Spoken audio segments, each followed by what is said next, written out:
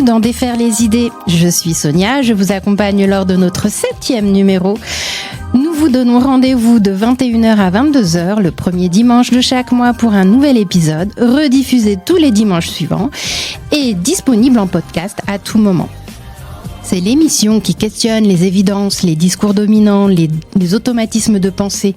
Nous posons un regard critique sur les schémas de pensée préfabriqués, normés et les idées toutes faites, pour mieux comprendre la complexité du monde à travers des voix multiples, singulières, que nous entendons peu ou pas. Avec différents points de vue, des entretiens, des chroniques, des débats, des expériences de vie et des témoignages, l'émission cherche à déconstruire et à comprendre sans réduire. Les idées circulent, elles peuvent s'imposer et s'installer. Certaines idées enferment. Alors ici, nous allons défaire les idées.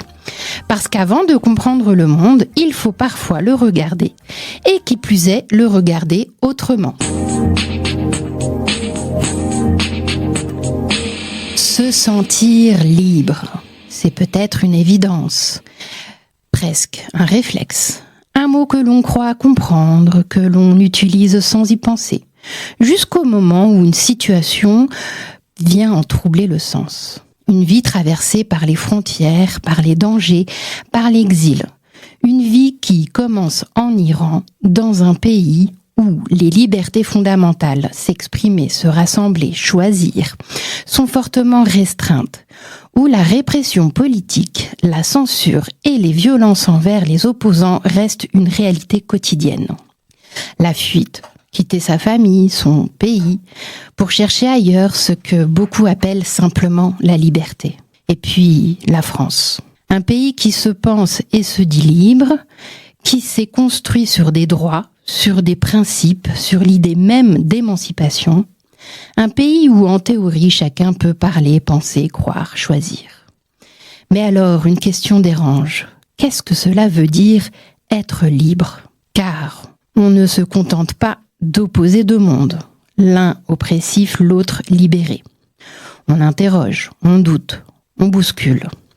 Notre invité raconte le manque évident de liberté en Iran, mais aussi les limites, parfois invisibles, de celles que nous croyons acquises ici. Normes sociales, pression économique, regard des autres, cadre imposé. Et si la liberté n'était pas seulement une question de loi, mais aussi de vécu. Et si elle ne se mesurait pas seulement à ce qui est interdit, mais aussi à ce qui est attendu. Dans cette émission, nous allons prendre le temps d'écouter, de comprendre et peut-être de désapprendre. Parce qu'avant de dire que nous sommes libres, encore faut-il savoir de quoi l'on parle. Et puis, surtout, de quel point de vue. Alors, se sentir libre, est-ce une réalité, une illusion ou une question sans réponse ? Nous avons le plaisir ce soir d'accueillir Farshad. Bonsoir Farshad. Bonsoir. Et bien sûr, nous avons toujours avec nous le dénommé Franck à la régie. Bonsoir. Comment tu vas, Franck ? Ça va, très bien. Et toi ? Bah écoute, ça va plutôt bien. Ok. Bon, super. Et merci Farshad d'être avec nous. Comment tu vas, toi, ce soir ? Je vais très bien. Oui. Peux-tu te présenter en quelques mots pour nos auditorices ? Je m'appelle Farshad Alizadeh. Je suis né en Iran. J'ai vécu jusqu'à 16 ans et demi. Et après, j'ai pris l'exil au Pakistan et après en France. D'accord, tu vas nous raconter un peu tout ça. On a hâte. Est-ce que tu peux nous décrire un peu ton enfance en Iran ? Oui, moi je suis né à Téhéran, capitale. Et de l'enfance jusqu'à... J'ai grandi dans une famille moyenne. J'étais parmi mes frères et sœurs, j'étais blonde, tandis qu'eux, ils étaient bruns. Vraiment, mon frère, il faisait 2 mètres, moi, j'ai fait 1m65 et brun.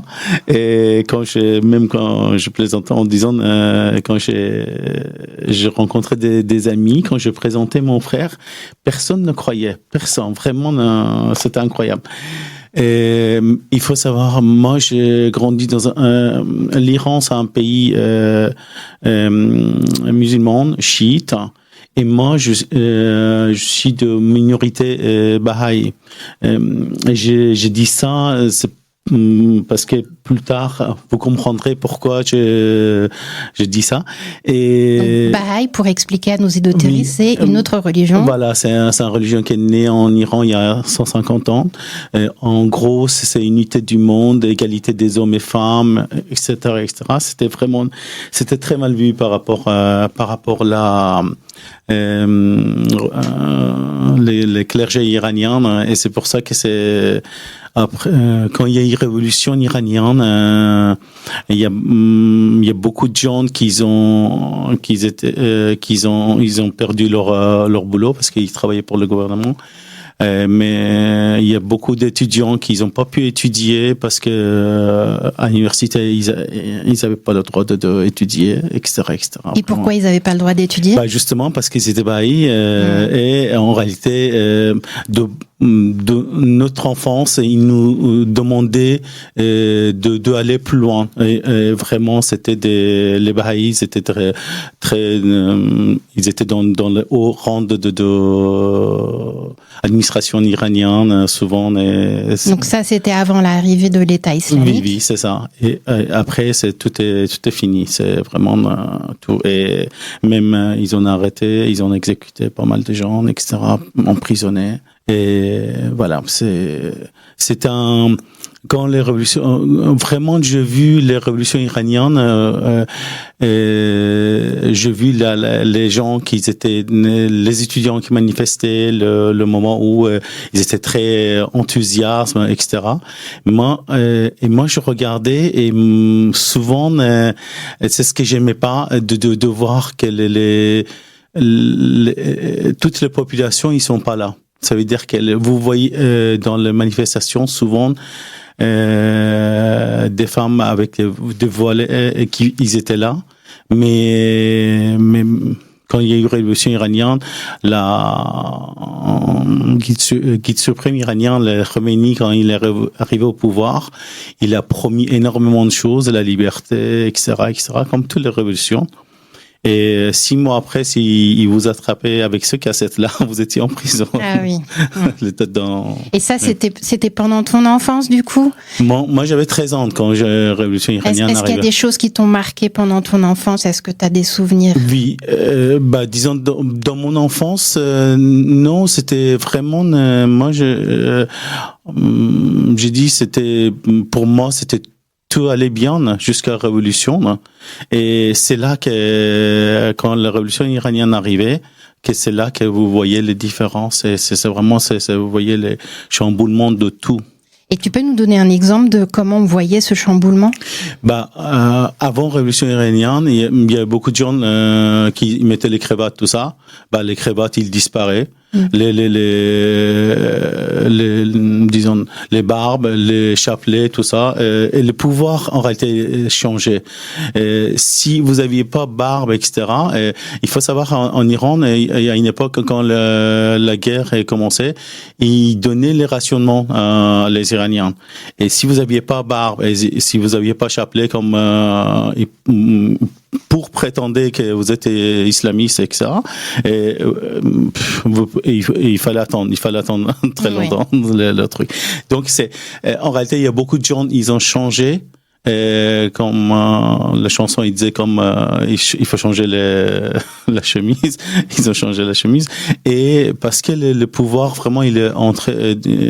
C'était dans la mosquée, tout passait dans la mosquée. Donc t'en avais conscience quand tu étais enfant. Oui, tu le voyais. Oui, énormément. De tes 13 ans à tes 16 ans, tu l'as. Oui, mais même quand il y a eu révolution iranienne, après il y a eu à l'école, on voyait tout de suite, les gens de gouvernement qui venaient, c'est ce qu'ils appelaient des gens qui étaient pour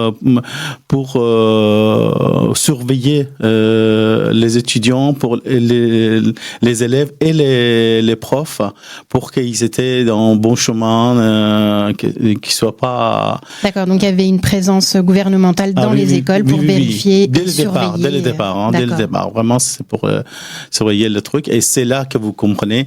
Et on compris, il fallait chanter les lignes, la ligne qui faisait le truc et le matin. Et dans ta famille, comment ça se passait? Est-ce que vous parliez un peu de liberté dans la famille? Comment vous avez vécu les changements?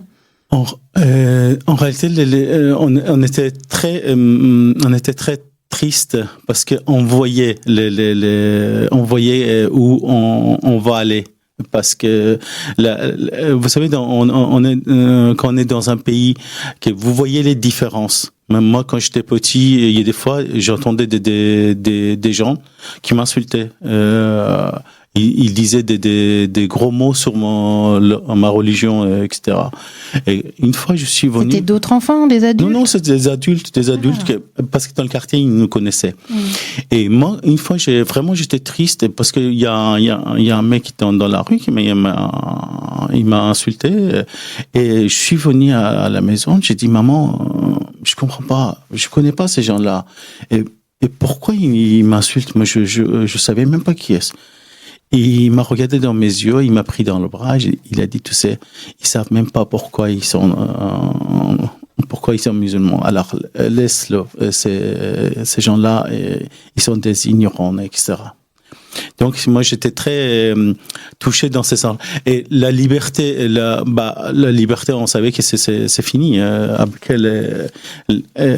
l'époque de Shah, je veux dire, nous, je parle de l'ensemble de minorités, ils avaient une liberté relative. Vous voyez, parce que on pourrait faire les réunions, on pourrait faire plein de choses. Et il y a personne qui viendra te dire pourquoi vous faites ça. Mais après révolution, c'était tout. J'ai dit même l'école, etc. C'était interdit. Vous pouvez pas. On pouvait pas quoi à l'école? Vous pouvez pas aller à l'école. Je veux dire l'université, surtout. Donc, effectivement, si tu n'avais pas la bonne religion, tu ne pouvais pas aller à l'université. Surtout parce que nous, vous voyez, moi, je faisais la lutte. Pour inscrire là-bas, pendant 3 ans, je suis allé sans inscription, parce que quand la République islamique arrivait, les premières choses, pour inscription, dans n'importe quel endroit que vous alliez, ils vous donnaient un fiche. Les premières choses, ils vous demandaient pas votre nom, ils vous demandaient votre religion. Ah oui. Quelle est votre religion? Avant de vous dire quel est votre nom. Et ils savaient que les Baha'is, ils mentent pas. Ils vont inscrire les Baha'is. Et moi, je me rappelle, mon prof, il me disait, Farshad, laisse-moi de remplir à ta place. Il savait que moi, je veux pas. J'ai dit non, je peux pas te permettre ça. Et pendant 3 ans, je suis allé. Et après, j'étais obligé de quitter un sport que j'adorais.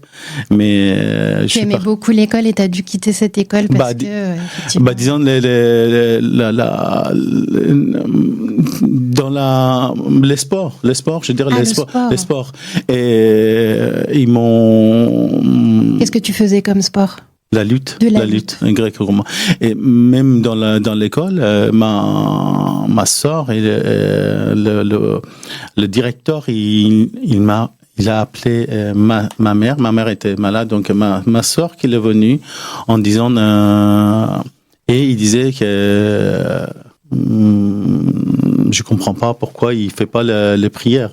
Moi, je disais non, je veux pas faire les prières parce qu'ils étaient obligatoires. Ils avaient mis un système en disant il faut prier, etc. Et ma sœur, elle dit, on est Baha'is, si vous voulez, il n'y a pas de problème pour faire les prières, mais on peut faire prière de nous-mêmes. Hein. Et vraiment, c'était la liberté. Je veux dire, dès que les révolutions iraniennes arrivaient, la liberté pour vraiment, ça a perdu la valeur. Il y avait pas. De toute façon, vous n'aviez pas le choix. Tu l'expliques très bien, du coup. Et donc, arrivé à tes 16 ans à peu près. Donc là, tu te dis, je vais partir. Comment ça s'est passé? Comment tu t'es décidé? Est-ce que la décision, elle est venue de toi? Ou t'as été influencé par une situation, une personne? Moi, j'ai vraiment dans ma tête, je me disais, pourquoi je dois rester dans un pays qui me donne aucun moyen d'aller avancer dans la vie. Disons, on savait pertinemment que à la fin, vous êtes obligé de choisir un travail libéral quelque part. Vous pouvez pas entrer dans aucune administration. Même pour vous donner un exemple, les mariages. Si tu voulais, on mariait, mais en Iran, c'était pas comme en France. En France, on va à la mairie, quelle que soit votre religion, vous faites votre, vous allez enregistrer là-bas. Mais là-bas, nous, on allait enregistrer chez nous. Les Baha'is, ils faisaient eux-mêmes. Ah oui. Et les États, ils reconnaissaient pas. Ça veut dire que ma sœur me disait que quand les gardiens révolution, ils venaient souvent pour perquisitionner la maison, etc. Il allait cacher parce que s'il disait quelle est cette femme, quel est le truc, ils pouvaient pas dire que c'est son mari ou oui, truc. Donc c'était parce que une vie qui était pas reconnue institutionnellement, oui. Et du coup il n'y avait pas une existence à proprement dit à cause de cette religion. Et donc quand tu commences à te dire toutes ces choses-là, où tu te dis bon je vais partir, comment tu te dis que tu vas partir?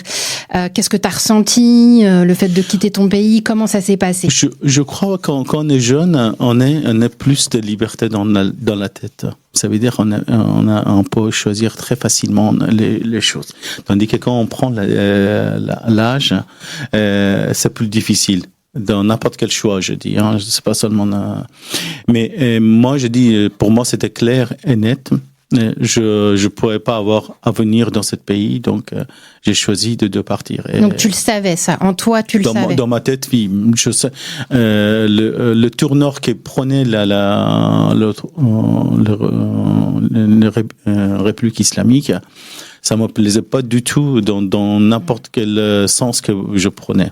Donc tu es parti seul? Non, je suis parti avec un ami. D'accord. Donc, comment s'est passée la séparation avec la famille et ton entourage? Ma mère m'a dit tu vas où? J'ai dit je vais au cinéma. Et je suis parti. On est parti frontière pakistanaise, iranienne. Du coup, t'as dit ça à ta maman parce que c'était trop dur peut-être pour elle et de le savoir et. Si me disait que je parte, il acceptait pas. Oui. De toute façon, je pouvais pas partir. En plus, il faut imaginer que j'avais 16 ans et demi, maxi. J'étais encore un enfant. Oui, et quand vous avez un enfant, tu imagines que quelqu'un qui a un enfant qui dit moi je veux partir à 16 ans et demi en plus par la frontière. Donc t'as décidé d'aller au cinéma. Oui, je suis allé au cinéma. Donc là tu disais que avec ton ami, comment vous êtes arrangés? Donc tu dis vous êtes parti au Pakistan. Comment ça s'est passé? On est passé. En réalité, on connaissait personne. Donc, on a pris un avion. On est allé à une ville frontière iranienne. Et dans le tarmac, ils nous ont arrêtés. Les gardiens révolutionnaires nous ont arrêtés. Oui. Il dit qu'est-ce que vous faites là? Deux garçons de 16 ans. Oui. Qui arrivaient. Moi, j'ai dit je viens de visiter cette ville. En réalité, les gardiens, il y en a un qui dit j'aimerais bien savoir où on peut visiter cette ville parce que moi je connaissais pas en réalité, mais à lendemain quand on est allé visiter, on a vu qu'il y a rien à visiter, il y a rien. Et donc on est allé, ils nous ont dit quand vous bougez, il faut que vous nous dites où vous allez et comment aller, etc. Okay. Et le soir quand on arrivait à l'hôtel. Et moi, je suis allé voir 3 garçons c'était dans la chambre à côté. Et j'ai dit, est-ce que vous avez un stylo? Je commençais à parler et je dis, nous, on va aller passer de l'autre côté. Est-ce que vous connaissez un passeur? Ils étaient très étonnés par l'audace, mon audace. Ils disaient, mais parce qu'il y a beaucoup des gens de services secrets dans la région. T'aurais pu tomber sur une mauvaise personne, entre guillemets. Mais eux étaient super parce que ils ont présenté quelqu'un qui était très bien. En plus, ils nous ont expliqué comment ça se passe de l'autre côté, comment la situation est. Il y avait des policiers. Il faut que vous payiez pas de chiche, etc. Ils nous ont expliqué énormément de choses et quand on a passé de l'autre côté, vraiment, on a vu tout. Tout ce qu'ils ont dit. Raconte-nous comment vous avez traversé la frontière. Il y a une camionnette, une camionnette qui est venue nous chercher et on est parti avec, on était 4. C'est une sorte et il faut savoir que il passait dans des endroits qu'il n'y a pas de route. C'est vraiment dénivelé. Alors, chose qui est important, rappelle-nous quand est-ce que c'était ça?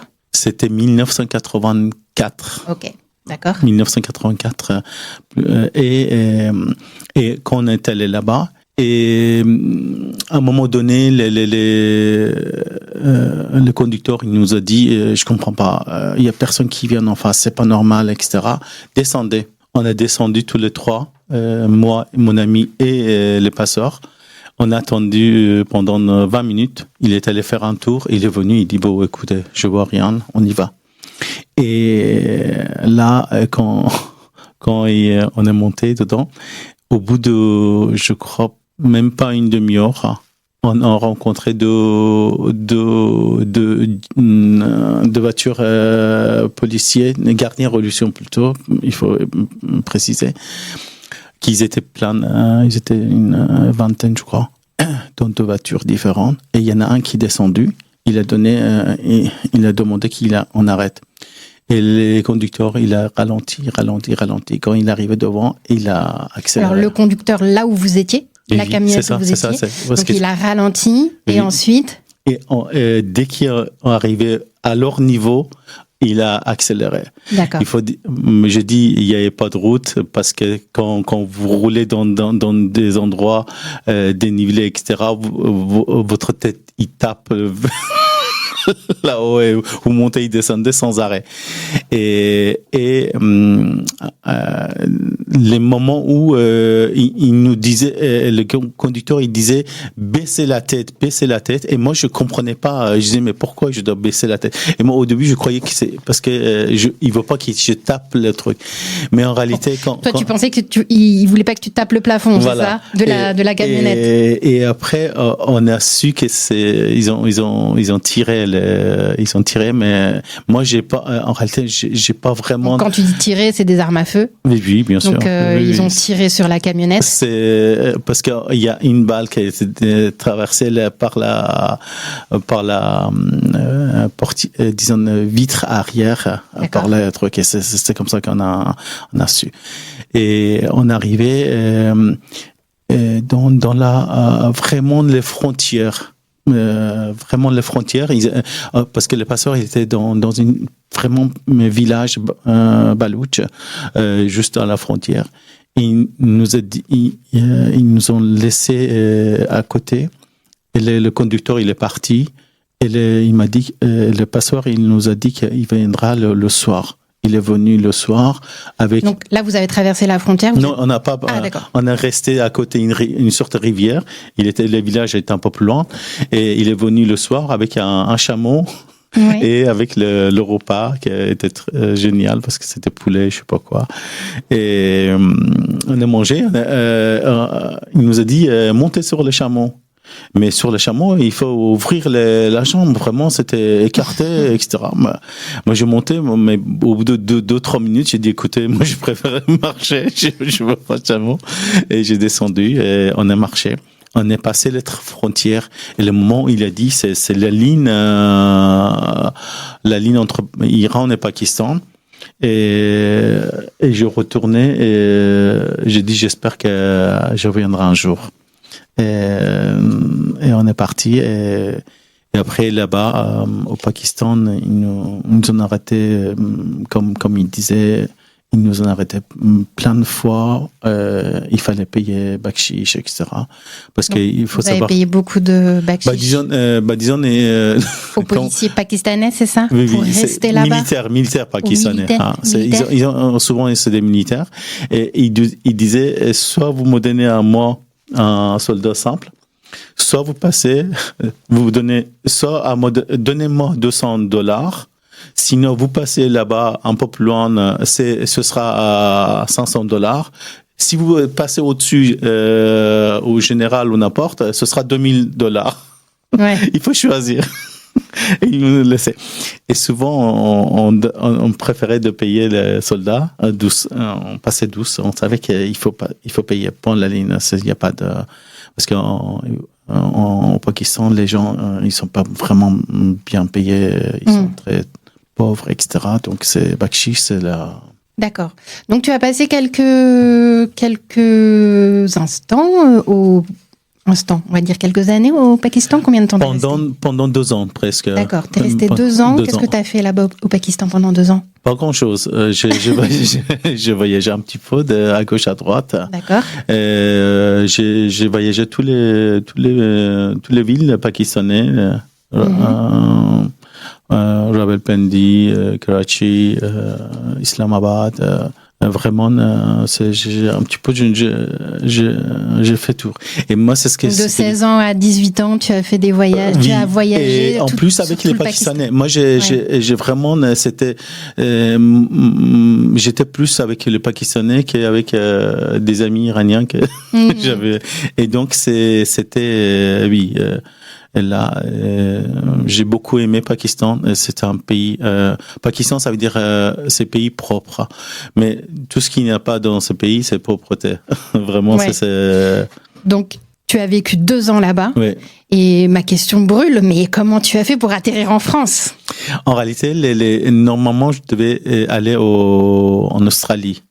Mais Australie, il fallait attendre encore 6 mois.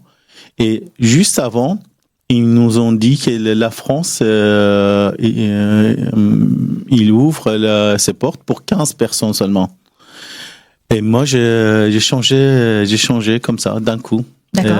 Ouais, c'est pour ça que j'ai atterri Donc, tu as pris l'avion, comment ça s'est passé? Oui, par Nations Unies. Oui, Nations Unies, ils nous ont, parce que, tu sais, quand on était allé au Pakistan, oui, il faut dire que, on a inscrit comme un réfugié, disons, demandeur demandeur d'asile politique, tout simplement. Et il nous donne une papier, comme quoi, et je crois c'est UNICEF qui nous ont payé les billets d'avion, mais après quand on est arrivé en France, après quelques temps, on en a remboursé leur billet. Donc tu prends l'avion du Pakistan pour aller en France. Oui. Tu atterris où en France? J'ai atterri à Orly. Orly. Et en réalité, j'ai atterri avec 15 personnes. 15 personnes qui étaient les mêmes confessions que moi, les Baha'is. Et d'ailleurs, on est resté toujours amis. Même aujourd'hui, on a vraiment des amis de longue date. Et on est toujours fidèles les uns les autres. Vous avez traversé quelque chose d'important ensemble. Et vraiment, oui. Et là, en France, on est arrivé à la Défense, si tu veux, dans une, c'est ce qu'il appelle le foyer de terre d'asile à l'époque. Et voilà, on a commencé comme ça. Et comment tu t'es senti quand tu es arrivé en France? Est-ce qu'il y a eu un choc? Non, j'étais super content parce que c'était quelque chose de nouveau pour moi. Quand j'arrivais en France, il faut savoir que j'étais étonné de voir que on peut faire tout ce qu'on veut il y a personne derrière. Alors du coup, tu t'es senti libre à ce moment-là? Oui, sentiment de liberté, et c'est là. Moi, vraiment, en Iran, vraiment, tu voyais les différences. Alors, n'en dis pas plus, Farshad. Oui. On va faire une petite pause musicale. D'accord. Et on va continuer à aborder le sujet tout à l'heure. Ok. Radio Ems.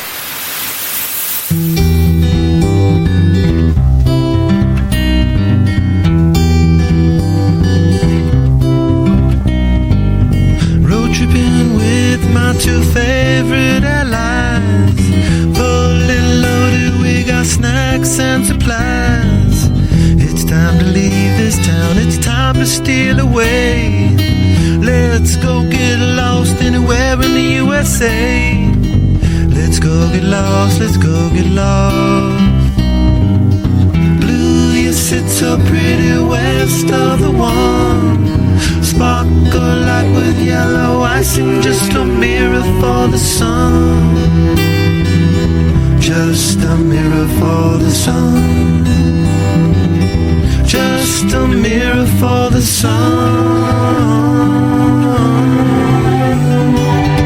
These smiling eyes are just a mirror for. So much has come before, those battles lost and won. This life is shining more forever in the sun. Now let us check our heads and let us check the surf. Staying high and tries more trouble than it's worth in the sun. Just a mirror for the sun. Just a mirror for the sun. These smiling eyes are just a mirror for.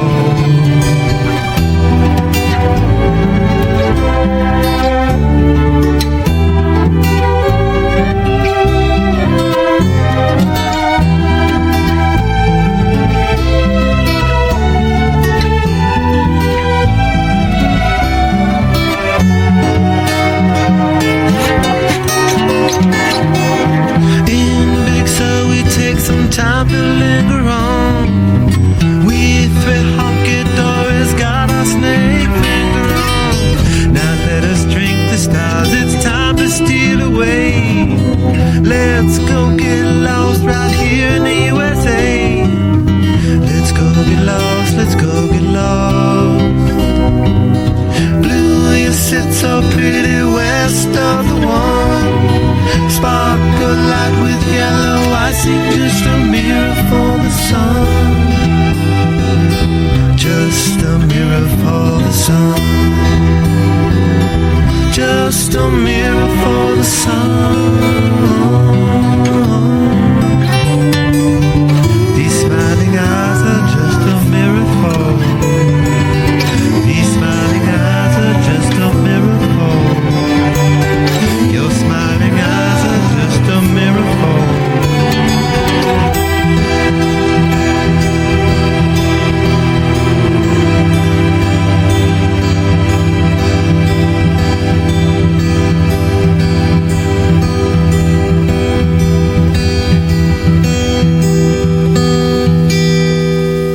Voilà à nouveau après cette petite pause musicale avec Farshad.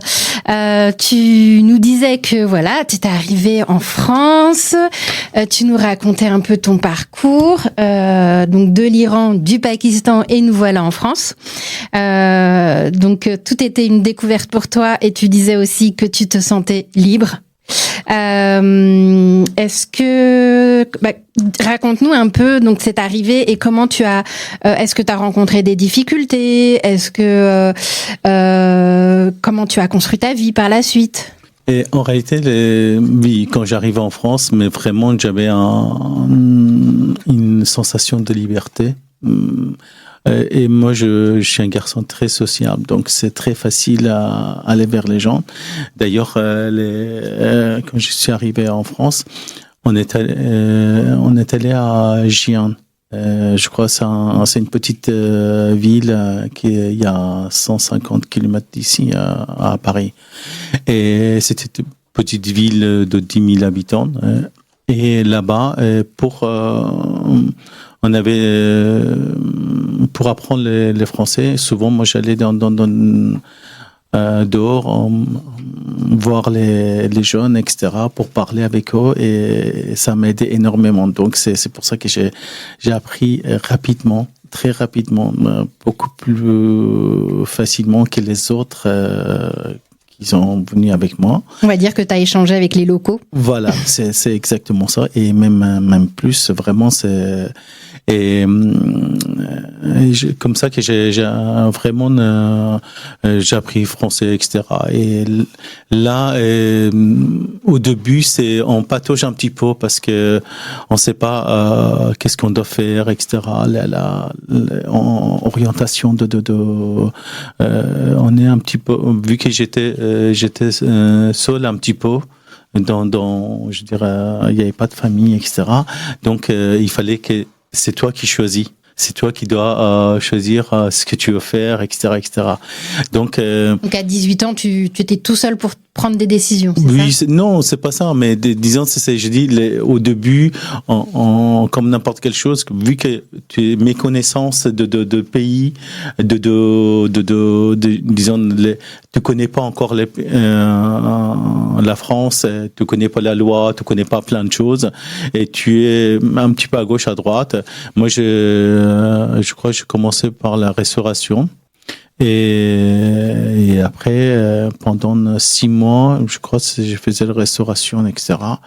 Mais après, j'ai arrêté et j'ai commencé de faire une formation pour faire la plomberie, tout simplement. D'accord. Parce que mon père était plombier, mon oncle était plombier, ils étaient tous ils avaient des sociétés, et donc c'est comme ça que j'ai fait les CAP, BOP, bac en génie climatique, bac en électrotechnique, tout ça. Bah, bravo. Et après, la vie, pour moi, j'étais très facile, disons, c'est très facilement, j'ai adapté là, en France. Parce que j'ai dit, c'est ce côté sociable que je suis très. Donc tu t'es senti déjà bien. Oui, moi, avec les gens. Tu t'es senti accueilli, rejeté? Comment tu te sentais? Moi, en réalité, vu que j'ai un base positif. Après, vous voyez, les gens positifs, ils vont dire non, c'était super. Et les gens négatifs, ils vont dire non, c'est pas ça, etc. Donc moi, d'ailleurs, de toute façon, en France, moi, quand je voyais les Français pour un Vionneau, ils râlent, etc. C'était un quoi, tu dis? Pour un Vionneau. Ouais. Un oui ou non? Ah oui, oui, un oui ou non. Qui râle, et souvent sinon c'est pas des Français. Oui, et c'était vraiment oui, quand il pleut, ils disent pourquoi il pleut, quand il y a du soleil, ils disent pourquoi il y a du soleil, il fait chaud, etc.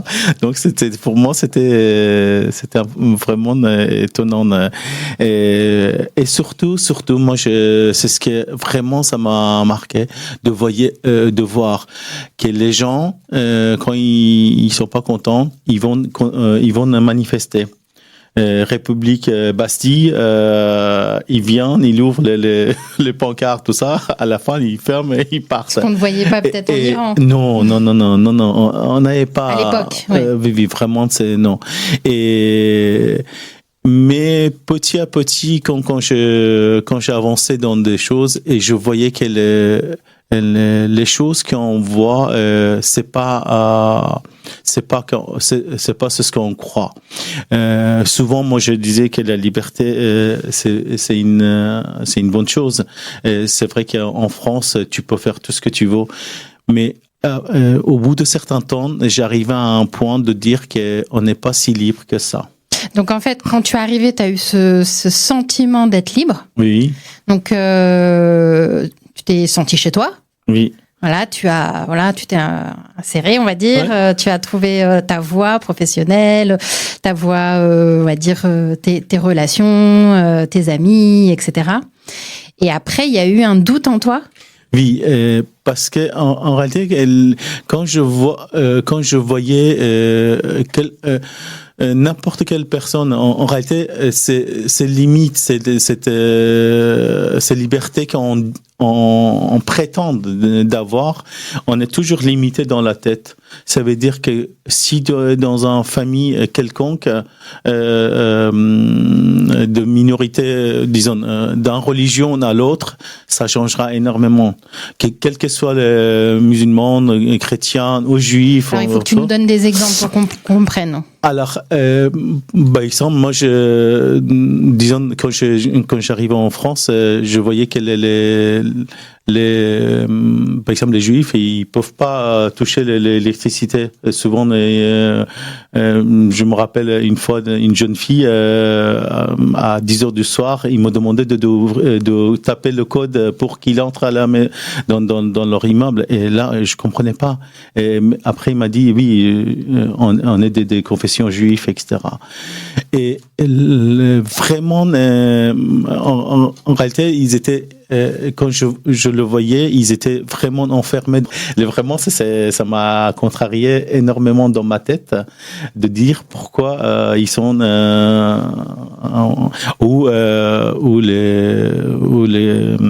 quand j'ai vu les chrétiens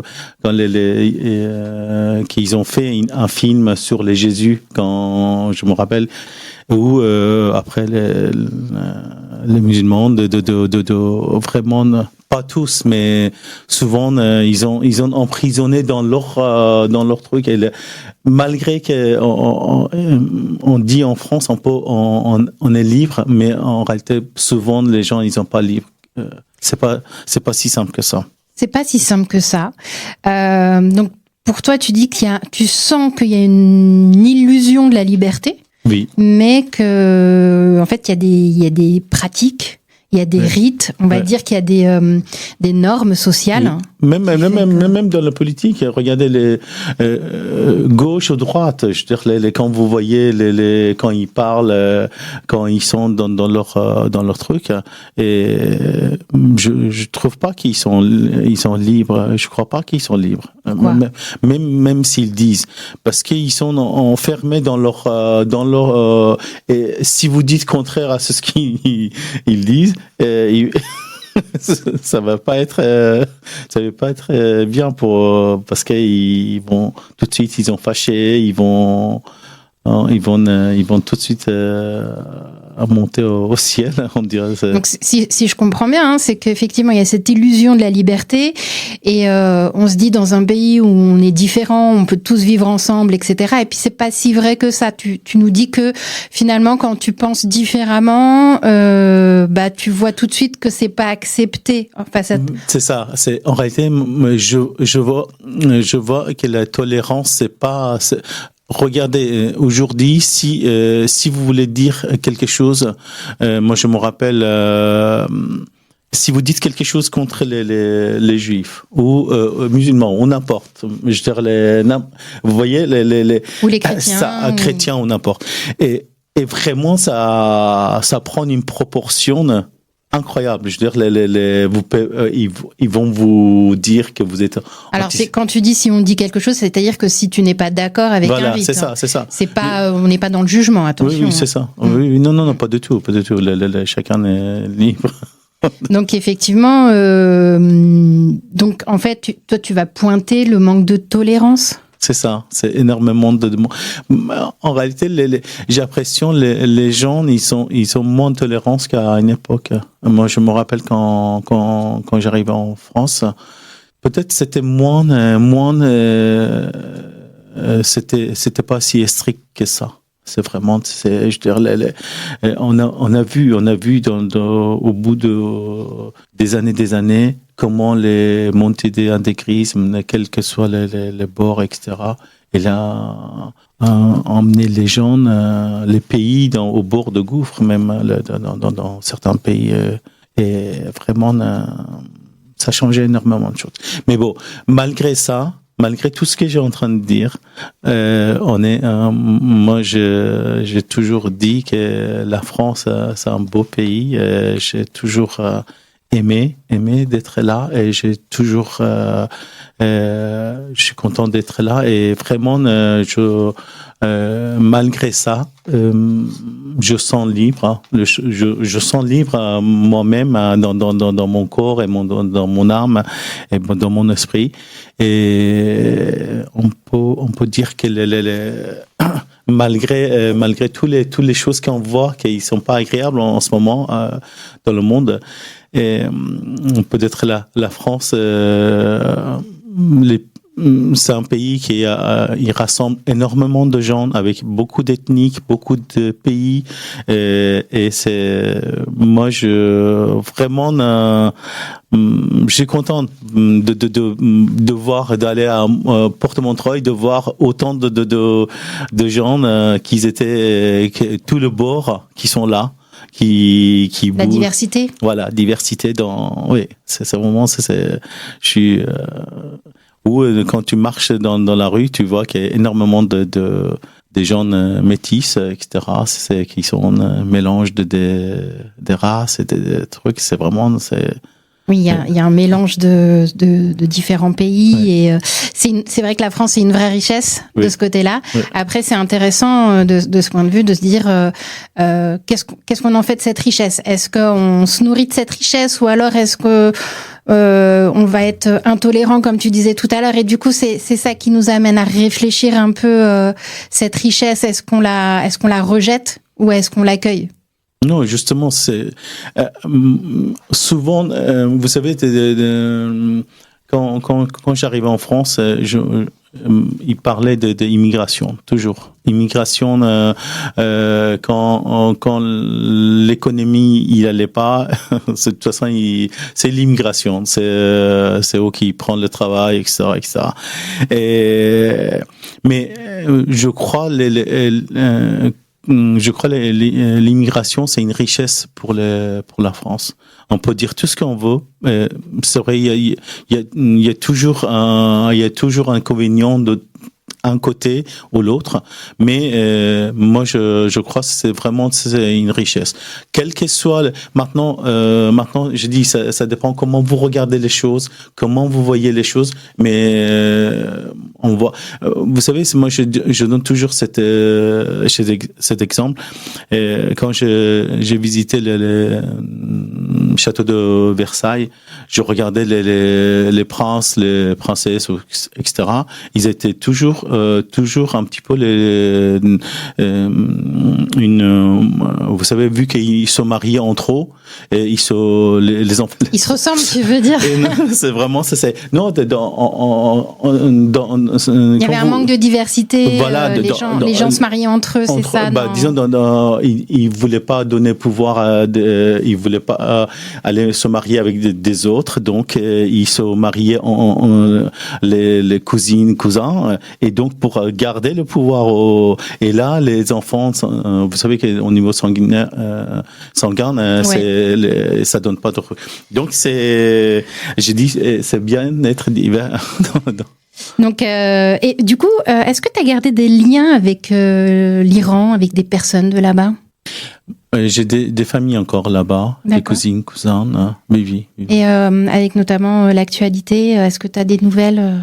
Malheureusement, en ce moment, ils ont coupé Internet là-bas et il y a peu de choses qui sortent.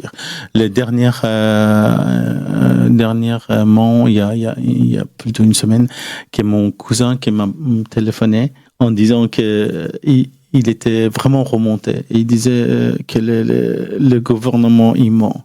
Et tout le monde ment. Les pays étrangers mentent, etc. Et les populations qui restent sont démunies. Ça veut dire que il y a pas d'argent, il y a pas de depuis qu'il y a des guerres, il y a beaucoup de gens qui travaillent pas. Et là, les gens, ils ont vraiment diminué dans tous les sens. Et du coup, ça t'inquiète un peu? Bien sûr, c'est mon pays, ça m'a touché énormément. Déjà, vraiment, je ne sais pas où ça va aboutir où. C'est tous ces trucs-là, tous les intégrismes, qui veulent garder au pouvoir, etc. Coûte que coûte avec la guerre, on sait que la guerre, ils donnent pas les bonbons. Ils partagent pas les bonbons. Donc, est-ce que ta vision de la liberté, elle a évolué, du coup, j'imagine, avec l'âge? Quel est ton rapport à la liberté aujourd'hui? En réalité, la liberté, plus souvent, on doit être libre dans la tête, parce que moi, on peut donner des libertés. On peut donner des libertés, mais là, si on n'est pas libre dans la tête, ça n'a rien à voir. Disons, vous allez enfermer tout de suite dans leur truc. La preuve, il y a beaucoup de gens, ils prétendent être libres, mais vraiment, ils sont pas. Parce qu'avec toutes les choses qui se passent dans la tête, dans l'enfance, je veux dire, de l'enfance, ils ont mis plein de choses dans leur tête, ils ont conditionné dans un truc et ils peuvent pas être libres. Après, toute société a des normes et des valeurs et toute société est conditionnée. Oui. Ça, c'est une réalité. Et peu importe qu'on soit en Iran, en Pakistan ou en France, c'est vrai que tu as raison. Oui, c'est pour ça que j'ai dit, si on n'est pas libre dans la tête, si on n'est pas un minimum de choses dans la tête, c'est la liberté, ça ne veut rien dire. Exact. Et du coup, comment est-ce que tu pourrais... Quel serait le schéma idéal de la liberté en Iran pour toi? Disons, c'est déjà, moi je suis content si un jour il y a un changement en Iran, il y aura déjà les révolutions, et les révolutions, ce sera les révolutions des femmes. Moi je dis toujours. Et déjà, je crois que le poids de religion, ils ont enlevé. Ça veut dire qu'avec tous les mal qu'ils ont fait, ces clergés iraniens, tous les mal qu'ils ont fait, les Iraniens, ils ont abandonné cette côté religion. Donc, à partir du moment où vous n'avez pas ça, vous êtes libre, parce que souvent en Iran, je veux dire, je parle c'est pas aujourd'hui, mais c'est des siècles, on était toujours emprisonnés par la religion, enfermés par le haut dignitaire. Il disait faites pas ceci, faites pas cela, etc., etc. En réalité, il limitait la liberté, tout simplement. Mais je sais que le futur, ce sera très très bien pour l'Iran, pour la liberté. En tout cas, c'est tout ce qu'on souhaite et merci d'avoir parlé des femmes en Iran parce que voilà, on pense très fort à elles. Je sais pas si elles vont nous écouter, mais en tout cas, il y a des situations qui sont pas faciles, notamment pour les femmes. Merci Farshad d'avoir partagé ton expérience. Se sentir libre. Au début de cette émission, la question semblait presque simple, ou du moins familière. Et puis, il y a eu ton parcours, Farshad, celui d'un enfant devenu adulte, entre deux mondes, entre un pays où la liberté est fondamentalement entravée, visible, parfois brutale, et un autre où elle semble acquise, elle semble inscrite dans les lois, elle semble revendiquée comme une évidence. Mais au fil de ce récit, quelque chose s'est déplacé. On comprend que la liberté ne se résume pas à une frontière géographique, qu'elle ne tient pas seulement à un régime politique, aussi déterminant soit-il, qu'elle peut être empêchée par la peur, mais aussi limitée par des normes plus discrètes, des attentes sociales, des contraintes économiques, des cadres de vie que l'on ne questionne plus. Il y a des réalités où parler, choisir, exister peut coûter cher. Sommes-nous aussi libres que nous le pensons ? Et surtout, de quoi sommes-nous réellement libres ? Peut-être que la liberté n'est pas un état stable. Peut-être qu'elle se déplace, qu'elle se négocie, qu'elle se ressent différemment selon les histoires, les trajectoires, les regards. Parce que questionner la liberté, ce n'est pas l'affaiblir. C'est, au contraire, refuser de la considérer comme acquise. Merci, Farshad, pour ta parole et pour ton expérience, pour ce regard qui dérange autant qu'il éclaire. Est-ce que tu aurais, Farshad, un dernier mot à partager, notamment sur le moment qu'on a passé ensemble? J'espère vraiment en ce moment c'est ce qui vraiment dans ma tête les peuples iraniens qui ça vient. Je dors avec, je réveille avec et en ce moment malheureusement ils n'arrêtent pas d'exécuter des jeunes qui sont manifestés, etc. Et vraiment j'espère avec tout mon cœur que bientôt ça finira cette cauchemar, qu'à chaque fois que le peuple iranien y arrivera à liberté vraiment. C'est ce qu'on pensait vraiment. Est-ce qu'en France, il pourrait y avoir des soutiens en France? Qu'est-ce qu'on pourrait faire nous ici en France pour nos auditoristes? Malheureusement, vous pouvez rien faire parce que on est dans un pays vraiment totalitaire et non, je trouve pas. Disons, il y a beaucoup d'Iraniens qui font beaucoup qui vont voir les administrations françaises, etc., etc. Mais je crois les changements, ce sera par les peuples iraniens que ce sera fait. Donc ça serait le peuple iranien qui pourrait potentiellement se libérer. Oui.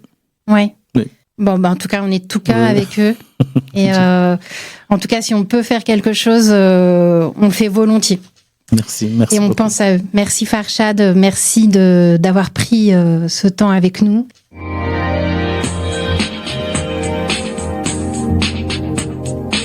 Merci à vous, chers auditoristes, d'avoir pris le temps de nous écouter et de nous écouter autrement. Merci Franck à la régie et on se dit à la prochaine, Franck.